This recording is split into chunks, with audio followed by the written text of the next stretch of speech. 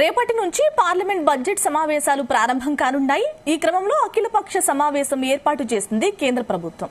Parliamentary వ్యవహారాల మంత్రి ప్రహ్లాద్ జోషి ఆధ్వర్యంలో ఈ అఖిలపక్ష సమావేశం జరిగింది. లోక్సభలో ప్రాతినిధ్యం వహిస్తున్న అన్ని పార్టీల నేతలకు సమావేశానికి ఆహ్వానించారు. కాగా సమావేశంలో అందరూ సహకరించాలని కేంద్రం అఖిలపక్షాన్ని విజ్ఞప్తి చేసింది.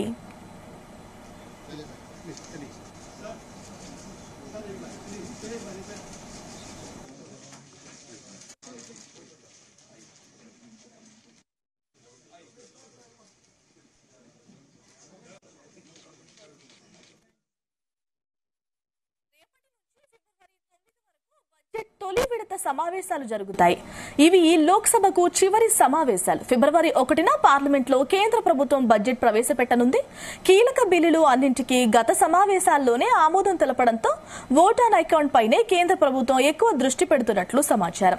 ప్రస్తుత సమావేశాల్లో 19 బిల్లులు ఆమోదానికి తీసుకురానుంది ప్రభుత్వం.